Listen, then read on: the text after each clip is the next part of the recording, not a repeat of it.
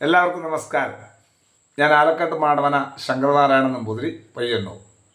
സുഭാഷിതം. വിദ്യാ ദദാതി വിനയം വിനയാത്യാദി പാത്രതാം പാത്രത്വാധനമാപ്നോതി ധനാധർമ്മ തതസുഖം. വിദ്യാ ദദാതി വിനയം. വിദ്യ കൊണ്ട് വിനയമാണ് ഉണ്ടാക്കേണ്ടത്. വിനയാത്യാദി പാത്രതാം. വിനയത്തിൽ നിന്ന് നല്ലൊരു പാത്രമായിട്ട് തീരുന്നു, നല്ലൊരു സ്വഭാവത്തിന് ഉടമയായിത്തീരുന്നു.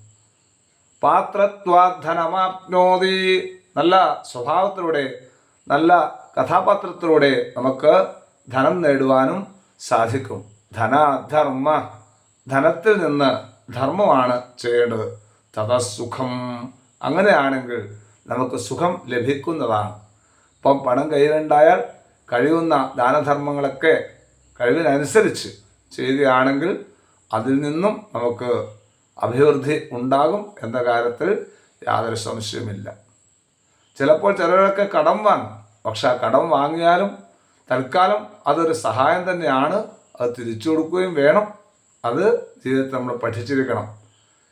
അതുകൊണ്ട് എല്ലാവരും വിദ്യ നേടാനായിട്ട് ശ്രമിക്കണം എന്നതാണ് ഈ ഒരു സുഭാഷിതത്തിലൂടെ നമ്മൾ മനസ്സിലാക്കേണ്ടത്. വിദ്യാ ദദാതി വിനയം വിനയാത്യാദി പാത്രതാം പാത്രത്വാധനമാപ്നോതി ധനാധർമ്മ തതസുഖം. നന്ദി, നമസ്കാരം.